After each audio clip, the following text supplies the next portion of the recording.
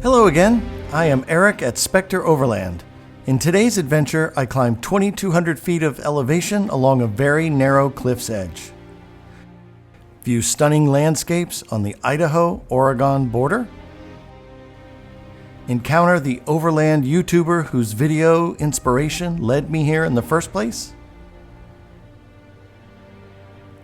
Pass through the town of Council-Cuprum.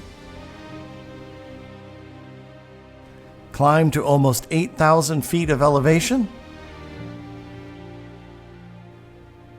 Confront an obstacle that could change all of my plans. And settle into an amazing and peaceful spot to camp for the night. Please stay tuned for all the details.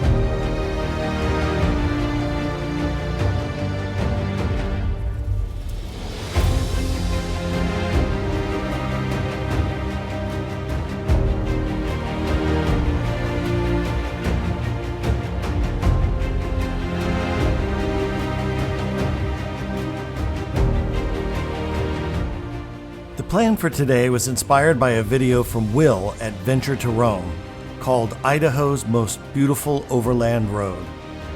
After all, who wouldn't want to overland that route? It starts at the bottom of Hell's Canyon, which is the deepest river canyon in North America, climbs up the Kleinschmidt Grade, ending the day at Black Lake, Idaho. Unfortunately, things don't always work out as planned.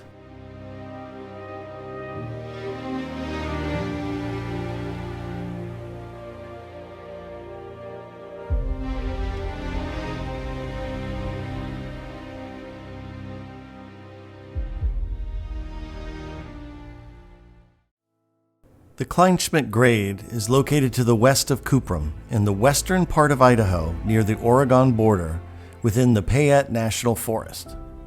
Entrepreneur Albert Kleinschmidt constructed the roadway during the late 1880s to transport copper and gold from the Seven Devils region to the Snake River. The road leads up the canyon wall on the Idaho side and into some very remote old Idaho mining country. It is a notoriously steep and narrow dirt road that winds up from Hell's Canyon, climbing about 2,200 feet over 5 miles. It's in good condition, though there are plenty of blind corners as the road hugs the hillside, as you can see. It is not a road for those who fear heights. There are no guardrails. The road is just wide enough for one vehicle, and it's straight down several thousand feet on most of the road. You've got to keep looking uphill in anticipation of other vehicles while looking for turnouts along your way. It's still rarely maintained and it can be dangerous, but occasional grading will allow passage by a two-wheel drive car.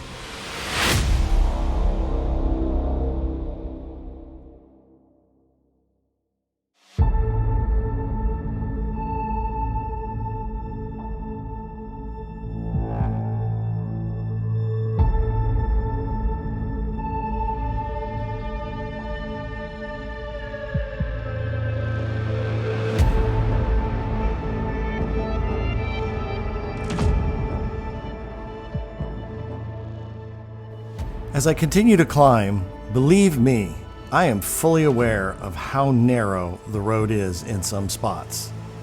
This is getting a little bit uncomfortable being so high up with such a narrow road. It is in these moments you hope you won't be confronted with another vehicle coming the other way just around the corner. There really aren't many pullouts to let someone pass, and this would not be a fun place to have to back up a long way so that someone could get by. I will say, though, the route is rated 2 out of 10 by onX Off-Road, and it is a very accurate rating for the difficulty of the road, provided heights are not an issue for you.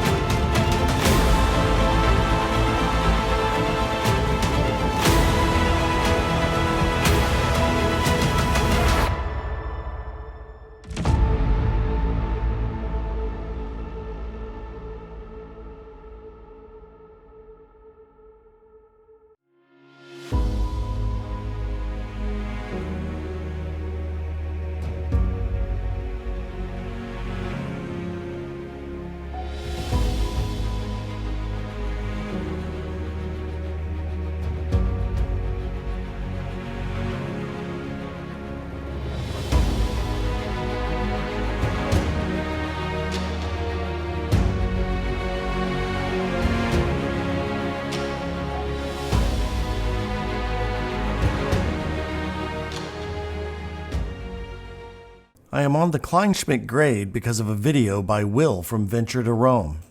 He called it the most beautiful road in Idaho. And as I came around the corner, there he is. Right as he passed me, I yelled out, "Hey, Will!" and he stopped. I got out of my truck and walked back to talk with him, and I am embarrassed to say I was acting like a fanboy. I have watched most of his videos, especially when I was planning my trip to Idaho. We chatted briefly, and I was able to thank him for inspiring this adventure and several others over the last few weeks. What are the odds?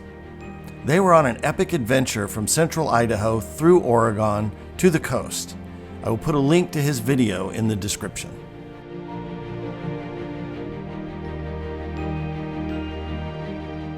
I also want to mention that once again, when I came upon a group of vehicles, I just happened to be in a spot where there was a pullover so that I could get by them. This really does happen more than you think.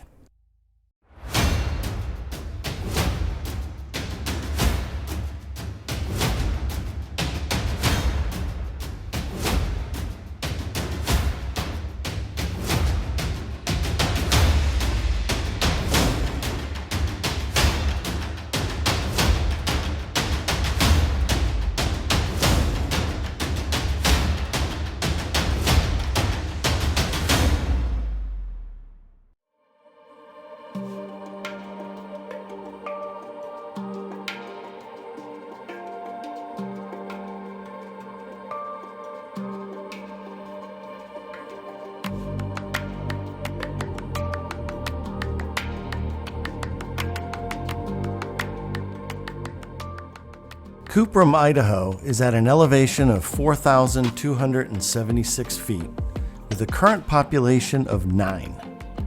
The houses are a mixture of summer homes and those of year-round residents. Cuprum does get a fair amount of snow during the winter. During the mining days, a meadow along the road became a favorite camping place for freighters driving supply wagons from Council, Idaho to the mines. As a result, Nell Swanson built a large cabin and a store here. More structures began to be erected around Swanson's store, and in 1897 a post office was established with the official name Cuprum, which is Latin for copper. One of the main reasons for the growth was an ore smelter that was built at one end of town.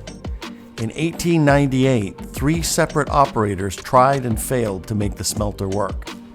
It was finally sold to the operators of the Iron Dike Mine across the Snake River, where it was operated successfully. Some have estimated the population of Cuprum at its peak between 1898 and 1900 to have been as high as 1,000. The post office closed in 1965, and mail is now delivered 3 days a week by a route carrier out of Council, Idaho. Cuprum has no public facilities or businesses.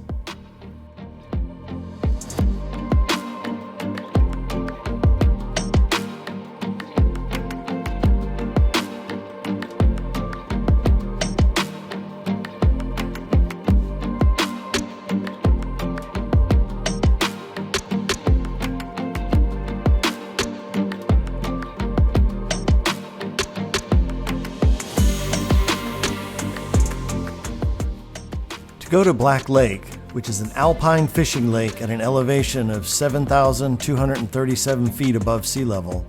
You turn north from the Council-Cuprum Road. At Black Lake, there is a rustic campground with only 4 designated tent sites and an overnight fee of $10 per night with a self-pay station on site. From the pictures I've seen, it's absolutely beautiful.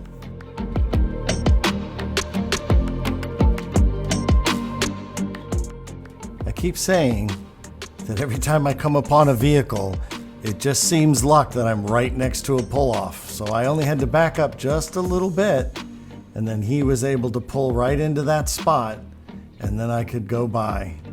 It really is lucky.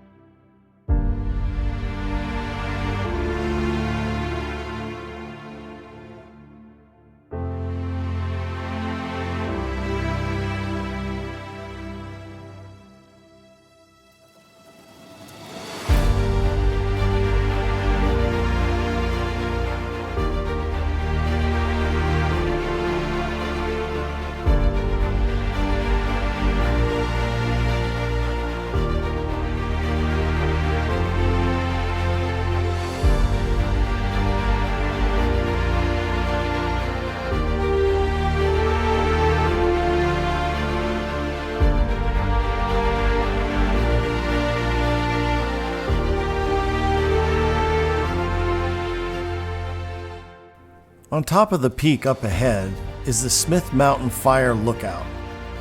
It is at approximately 8,000 feet of elevation. There is a road to the top, but it is not an easy trail. Onyx Off-Road has not rated this trail, but be sure to watch someone else's video that went there before you attempt it. It is very rocky with no turnarounds until you get to the top. But from what I've seen from other videos, the view is stunning.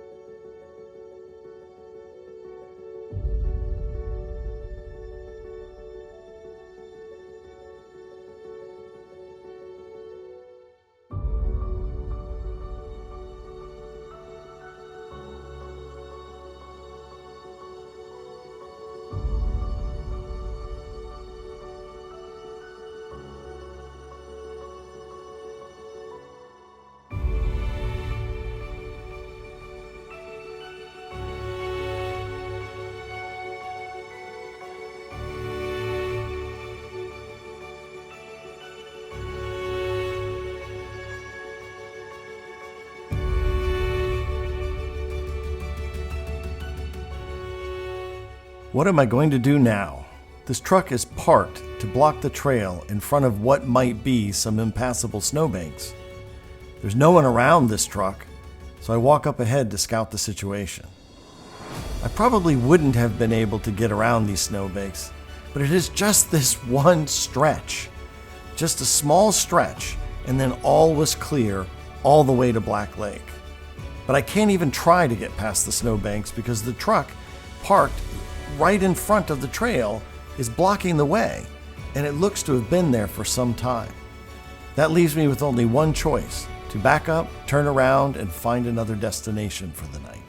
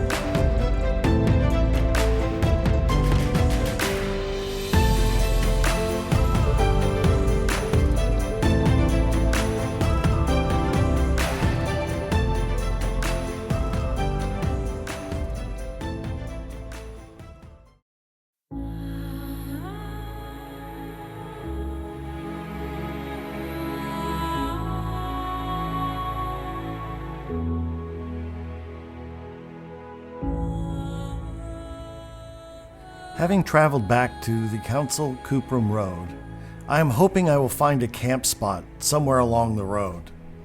My original plan was to camp at the Black Lake campground, so I didn't scout for camp spots in a totally different direction than I originally planned to travel.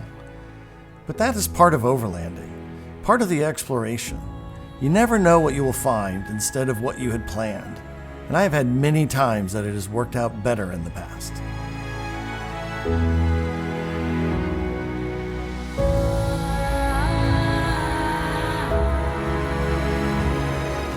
Fortunately, I found a dispersed campsite, and the view is truly wonderful.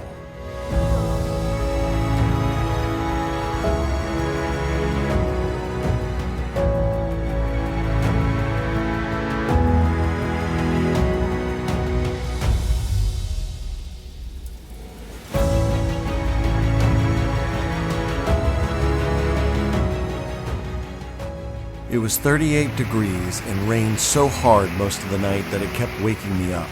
It was completely black outside. My Gazelle T4 Overland tent kept me completely dry. I couldn't help but think if I had actually made it to Black Lake, it would have snowed.